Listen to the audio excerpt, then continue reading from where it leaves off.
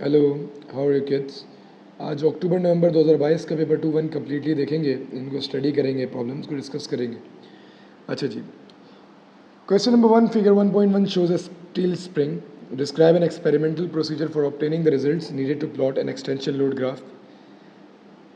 Extension load graph की बात करूं तो हमारे पास एक्सटेंशन और लोड के लिए हमें सबसे पहले जो है एक्सटेंशन एक स्प्रिंग पे अटैच करते जाएंगे, सॉरी लोड अटैच करते जाएंगे, वो स्प्रिंग स्ट्रेच होता जाएगा और उससे रिलेटेड हम लोग जो है एक ग्राफ प्लॉट करते हैं। It's always a straight line graph, directly proportional होता है। हुक्स लॉ यही स्टेट करता है कि force is always directly proportional to extension for the point जब तक वो डिफॉर्म ना हो जाए। अच्छा बेटा, इस एक्सपेरिमेंट के शुरू में हम लोगों को सबसे पहला काम क्या करना पड़ता है? Measure the original length of the spring. सबसे पहले हम लोग स्प्रिंग की ओरिजिनल लेंथ को मेजर कर लेंगे। उसके बाद क्या करेंगे? We add loads to the spring and measure the new value, जो भी बेटा वैल्यू आएगी ऑफ लेंथ। हम क्या करेंगे बेटा? एक्सटेंशन निकालने के लिए स्ट्रेच्ड लेंथ में से ओरिजिनल लेंथ को माइनस कर देंगे, हमारे पास जो है एक्सटेंशन की वैल्यूज़ आती जाएंगी। अच्छा जी, फिर हम क्या करेंगे बेटा? Add different loads and obtain different values of extension. हम लोग डिफरेंट लोड्स को अटैच करेंगे, डिफरेंट वैल्यूज ऑफ एक्सटेंशन लेंगे, ठीक है जी।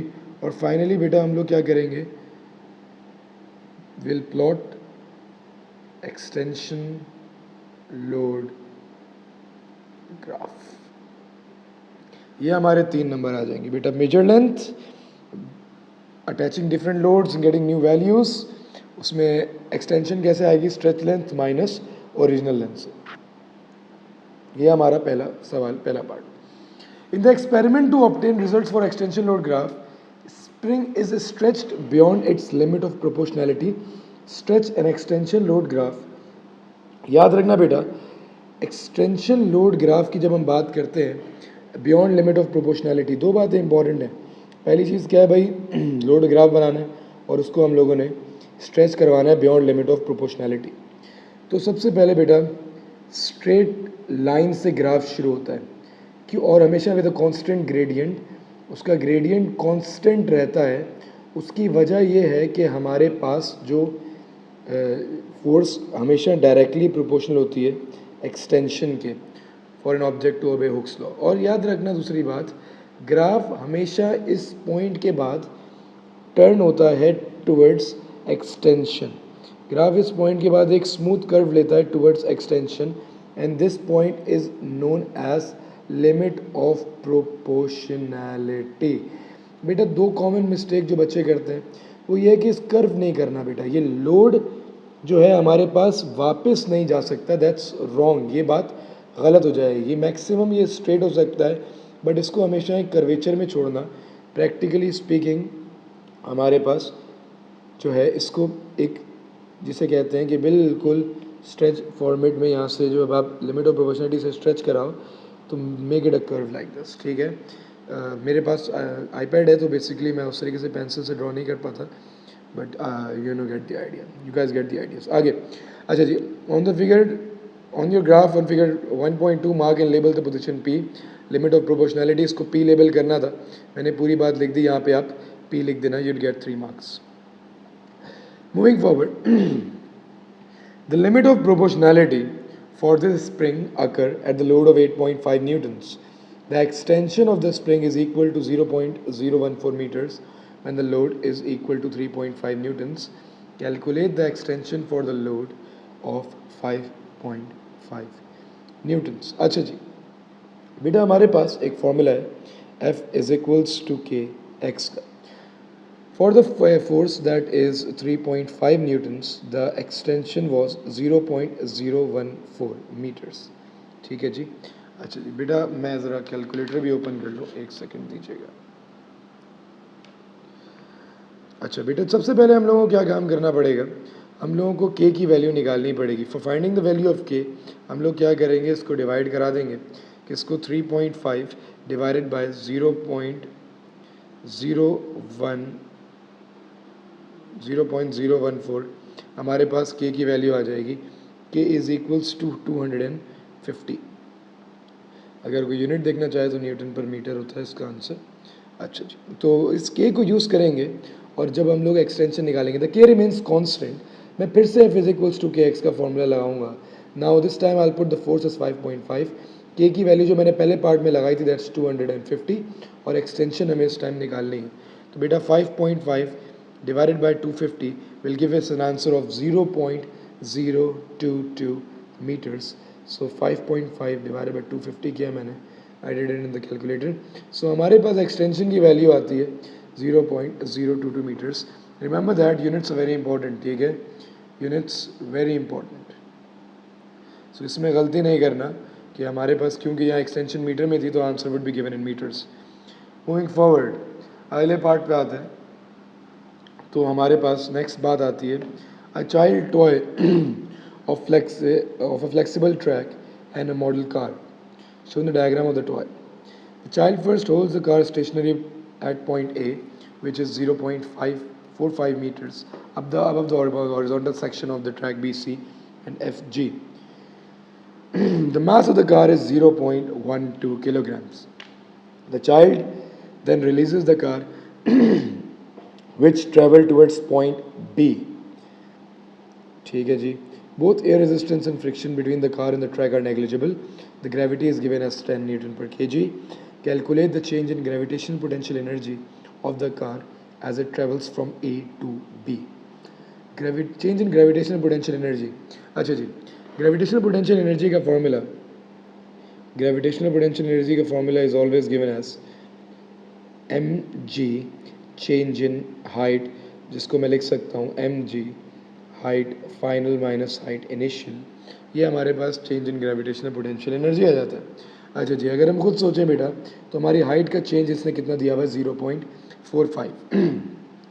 सो mass of the train is mass of the car is given as 0.12 multiply the value of gravity that is 10 multiplied by what actually is the change in height that is 0.45.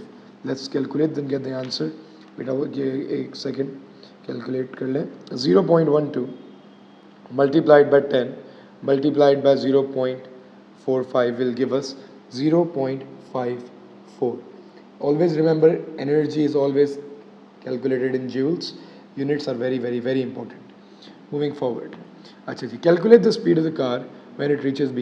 भाई बच्चों, जिसने भी मेरी work energy power की video नहीं देखी तो do watch it. मैंने लिंक डिस्क्रिप्शन में डाल दूंगा.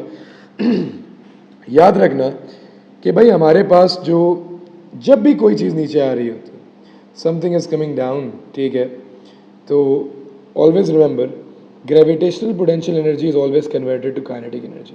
और जब भी कोई चीज़ ऊपर जा रही होती है विदाउट एनी एक्सटर्नल फोर्सेस, ऐसे ही बॉल को ऊपर फेंका तो वो बॉल हल्की होगी, तो उसकी kinetic energy will be converted to gravitational potential energy. So the formula for this case scenario it becomes like this, mgh is equals to half mv square. Kinetic energy का फॉर्मूला क्या होता है? Half mv square. आप सबको ये बात पता होगी. ये ग्रेविटेशनल पोटेंशियल एनर्जी हम लोग ऑलरेडी ऊपर वाले पार्ट में निकाल चुके हैं, that is 0.54 joules, that is equals to half mv square. मुझे स्पीड निकालनी है, v की वैल्यू निकालनी. So 0.54 will be equal to half. Mass हमारे पास ऊपर 0.12 गिवन है क्वेश्चन में, और v स्क्वायर की वैल्यू. बेटा इसको मल्टीप्लाई करेंगे. सो मैं ज़रा इसको कैलकुलेट कर लूँ. 0.54 मल्टीप्लाई बाई 2 दैट इज़ 1.08. इसको डिवाइड करना पड़ेगा 0.12 से, ये हमारे पास आ जाएगा 9, और आंसर का रूट करना पड़ेगा. So v square will be equal to 9, और अगर मैं इसका रूट करता हूँ, सो 9 का root that v is equals to 3. So हमारे पास इसकी स्पीड 3 मीटर पर सेकेंड आ जाएगी। फिर से बोल रहा हूँ, यूनिट्स वेरी इंपॉर्टेंट। अच्छा जी, मूविंग फॉरवर्ड हमारे पास आगे क्या करते हैं, सवाल में क्या बोलते हैं, after releasing it the child expects the car to follow the track along the route ABCDEFG। In the fact the car model does not reach F। In fact, the car model does not reach F. Explain in terms of the energy why the car does not go past D, which is also 0.545 meter above the horizontal track. अच्छा जी, क्या बोल रहा है सवाल, common sense का ये क्या कहता है, डीप डीप से ना, ये बोल रहा क्या है, बोल रहा है कि भाई यहाँ से यहाँ तक एनर्जी इस्तेमाल हुई, ये सारी की सारी एनर्जी फिर से कन्वर्ट होके काइनेटिक से वापस ग्रेविटेशनल पोटेंशियल में कन्वर्ट होनी चाहिए थी, डी तक पहुंचना चाहिए था इस चीज़ को। बिल्कुल भाई बात तो सही कर रहा है, बट एक्चुअल लाइफ में ऐसा नहीं होता, little different. Life is actually not very simple. हमारे पास क्या होता है कि जब भी हम बात करते हैं तो हमारे पास इस केस सिनेरियो में इतनी काइनेटिक एनर्जी नहीं थी हमारे पास कि हम डी पे चले जाते, ठीक है जी, या बियॉन्ड डी चले जाते। तो अगर मैं बात करूं कि भाई जब ऑटोमेटिकली इतनी काइनेटिक एनर्जी इतनी 0.45 से दी थी, ये नीचे आने में उतनी लगेगी, तो ऊपर जाने में बेटा एक्स्ट्रा काइनेटिक एनर्जी कहाँ से आएगी। जब मैं रिलीज ही किसी चीज़ को यहाँ से कर रहा हूँ तो उसके अंदर इतनी एनर्जी है ना कि वो यहाँ तक आ सके। बेटा अगर मैं बॉल को टिप्पा मारता हूँ तो बॉल टिप्पा आके मैक्सिमम यहाँ तक आ सकती है, उस सूरत में कि कोई एनर्जी लॉस नहीं हो, उस सूरत में कि कोई एनर्जी लॉस ना हो। तो याद रखना बेटा कि हमारे पास the amount of kinetic energy is not enough. The amount of kinetic energy is not enough to get past D. तो इसका आंसर आपने सिंपली ये लिख दिया। Immediately after being released at A, the car travels to B to C and then to D. Describe the motion of the car after it reaches D. अच्छा जी, क्या बोल रहा है भाई कि हमारे पास जो है डी के बाद जाने के बाद क्या होगा। भाई खुद सोचो यार, असल में बेसिक कॉन्सेप्ट इस्तेमाल करो। गाड़ी नीचे आएगी, स्पीड में ट्रैवल करेगी, फिर क्या करेगी, गाड़ी ऊपर जाएगी। अब जब एनर्जी नहीं है तो वापस ग्रेविटी की मदद से ये क्या करेगी, नीचे आ जाएगी, और उसके बाद वो नीचे आते आते फिर वापस क्या करेगी बेटा, बैक ट्रैवल करेगी अपनी डायरेक्शन में एक ही तरफ। क्योंकि हमारे पास हम, अच्छा सर ये तो अजीब सी बात कर रहे हैं, एक्चुअल लाइफ में तो ऐसा होता ही नहीं। बिल्कुल आपकी बात जायज़ है, बट याद रखना उसने सवाल में क्या बोला है, एयर रेजिस्टेंस और फ्रिक्शन बिटवीन द कार को हम लोग नेग्लिजिबल कंसिडर कर रहे हैं, तो हम एनर्जी लॉसेस की बात नहीं कर रहे हैं। तो इस केस में हम ये बात समझेंगे कि after reaching D, it will travel back to C and eventually will go back to A position. हमारे पास C से वापस D से वापस C पे आएगी और eventually it will go back to position A.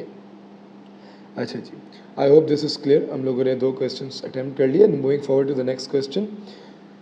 अच्छा जी बेटा, नेक्स्ट क्वेश्चन की बात करें, क्वेश्चन नंबर 3 की, तो हमारे पास जो है क्या बात बोलता है, the curved glass tube is open at one end and sealed at the other.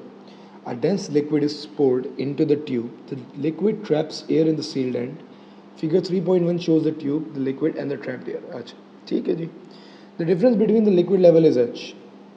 At room temperature, H is equals to 0.57. ठीक है जी। The density of the liquid is given as 1.4. So rho की value density that's 1.4 into 10 raised to the power 4. And the gravity को हम लोग 10 लेंगे। बेटा याद रखना 2000 अगर 23 में अपेयर हो रहे हो तो gravity is 9.8 until unless given in the question, हमेशा 9.8 लेनी है। And the atmospheric pressure is 1 into 10 raised to the power 5. Of course, calculate the pressure of the trapped air. अच्छा जी, pressure of the trapped air, बेटा इसके ऊपर कितना pressure लग रहा है। याद रखें बेटा, हमारे पास एक बेसिक प्रेशर का लॉ है कि इन 2 पॉइंट्स पे pressure at 2 points is always equal. जितना प्रेशर हमारे पास इस पॉइंट पे लग रहा होगा, सेम प्रेशर इस पॉइंट पे अप्लाई हो रहा होगा। इस पॉइंट का प्रेशर मैं कैसे निकाल सकता हूँ, प्रेशर इन लिक्विड के फॉर्मूले से, तो pressure is equals to rho g h के फॉर्मूले से, density, gravity and height. So density हमारे पास given is 1.4 into 10⁻⁴, gravity just 10 and height of the container. क्योंकि मैं सिर्फ और सिर्फ कंसिडर कर रहा हूँ इस प्रेशर को, तो मैं हमारे पास क्या करूँगा, इस प्रेशर की हाइट लूँगा, दैट इज़ 0.57. अच्छा जी बेटा, मैं इन तीनों चीज़ों को कैलकुलेट करता हूँ. मुझे एक second the. 0.10⁻⁴ multiplied by 10 multiplied by 0.57, eventually आपके पास आंसर आएगा 7.98 into 10⁻⁴. I hope you getting this. अच्छा जी, बात यार अभी यहाँ पे ख़त्म नहीं होती. बात यहाँ पे अभी शुरू इस वजह से होती है कि यार देखो, याद रखना, अगर मैं इस पॉइंट पे प्रेशर की बात कर रहा हूँ, always remember if container is open, अगर हमारे पास कंटेनर इज़ ओपन तो इस कंटेनर पे डेफिनेटली एक और प्रेशर अप्लाई होता है, दैट इज़ एटमॉस्फेरिक प्रेशर. और यही वजह है उसने एटमॉस्फेरिक प्रेशर हमें सवाल में बताया था.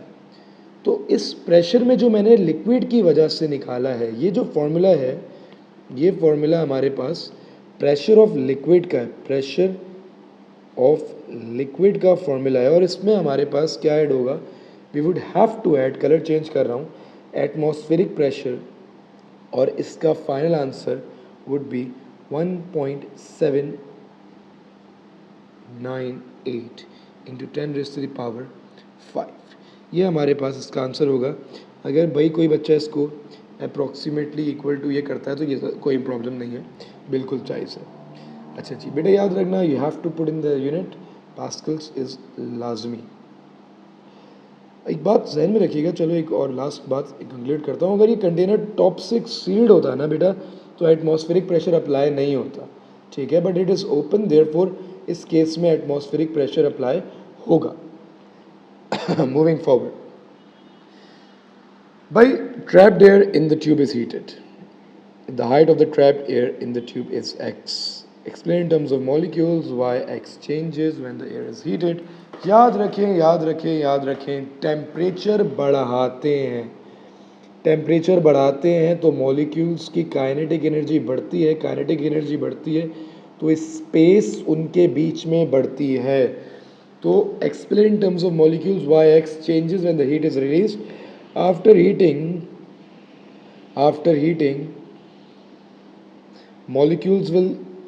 molecules will speed up. क्यों? Because of increase in kinetic energy. ठीक है जी, because of increase in kinetic energy. अच्छा जी, they will hit the surface faster.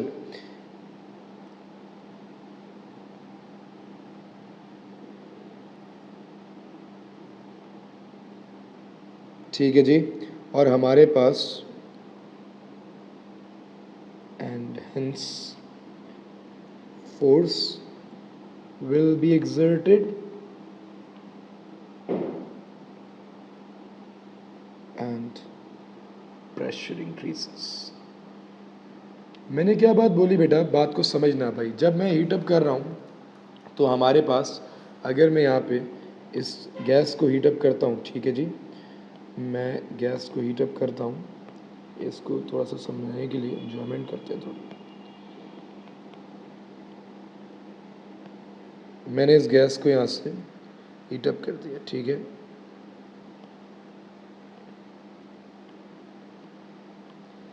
मैंने इस गैस को यहाँ से हीटअप कर दिया. जैसे ही मैं गैस को हीटअप करूँगा तो हमारे पास मॉलिक्यूल्स जो है एनर्जी गेन करेंगे, कोलाइड करेंगे तेज़ी से. ज़्यादा देखो, इस एरिया पे ज़्यादा फोर्स अप्लाई करेंगे. फोर्स पर यूनिट एरिया होता ही प्रेशर है, तो जब फोर्स ज़्यादा होगी तो ऑटोमेटिकली प्रेशर भी क्या हो जाएगा, ज़्यादा हो जाएगा. बच्चे बहस करते हैं सर कि जो है इस सवाल में आपने काइनेटिक एनर्जी का जिक्र कर दिया, ये वो.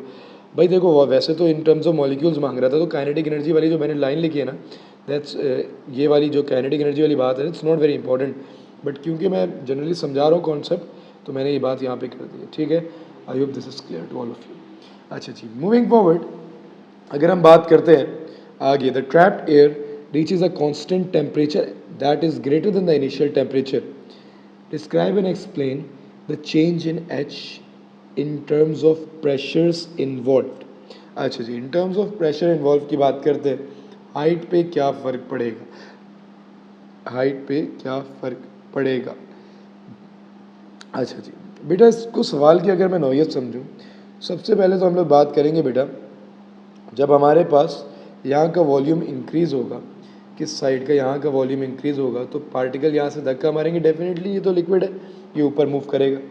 ठीक है जी, लिक्विड जब ऊपर मूव करेगा तो हमारे पास डेफिनेटली जो ये एच है ये भी ज़्यादा हो जाएगी, हाइट की वैल्यू भी इंक्रीज़ होगी, क्योंकि जब लिक्विड ऊपर जाएगा, मैं इसको थोड़ा रब करता हूँ, हमारे पास जो है प्रेशर इंक्रीज़ हुआ, ये लेवल यहाँ पहुँच गया, ये लेवल जब यहाँ पहुँच गया तो ये डेफिनेटली लेवल बढ़ जाएगा, तो डेफिनेटली बेटा एच जो है इंक्रीज़ हो जाएगी। एच इंक्रीज़ हो जाएगी, एक पॉइंट आएगा कि हमारे पास प्रेशर बैलेंस हो जाएगा और हमारे पास जो है दोनों जो चीज़ें हैं वो एक लेवल पे आके रुक जाएंगे। तो हम क्या बोलेंगे बेटा, because of increase in, because of increase in x, x being the height of this container, x being the height of this container, ठीक है, because of increase in x हमारे पास जो है volume, because of increase in volume of x, sorry, volume of x,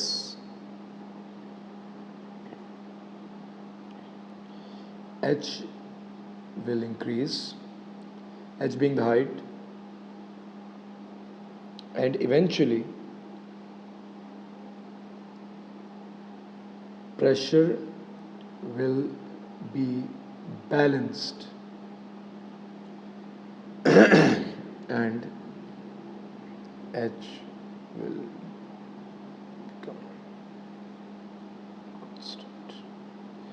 ठीक है जी, एक point आएगा कि प्रेशर बैलेंस हो जाएगा और एच इंक्रीज़ होके जो है अब कांस्टेंट हाइट हो जाएगी, चेंज नहीं होगी। डेफिनेटली अब एक बात यहाँ पे फिर और सुनना, अगर ये मैं इस आग को यहाँ से हटा देता एंड में, तो यहाँ का फिर से जो है टेम्परेचर कम होता, फोर्सेस कम होती हैं, वापस अपनी ओरिजिनल हाइट पे पहुँचता है, एच फिर से क्या हो जाता, कम हो जाता, क्योंकि मैंने इसको हीट अप करके इसका जो है वॉल्यूम बढ़ाया है, तो हीट किया, प्रेशर बढ़ाया, तो प्रेशर डायरेक्टली प्रोपोर्शनल वॉल्यूम भी बढ़ेगा, फिर वॉल्यूम बढ़ेगा तो हमारे पास एच की वैल्यू भी क्या हो जाएगी, इंक्रीज़ हो जाएगी। Moving to the next question.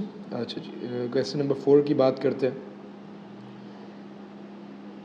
X rays and transverse waves that are part of a spectrum of waves. X-rays are transverse waves that are part of a spectrum of waves. State the name of a spectrum of waves that includes X-rays. बड़े common सी बात है बेटा, electromagnetic spectrum. क्या नाम होता है spectrum का? Electromagnetic spectrum हमारे पास उस स्पेक्ट्रम का नाम है जिसमें एक्स-रेज होती हैं। Ronaldo and Messi invented very unsuccessful X-ray gun. Ronaldo and Messi invented very unsuccessful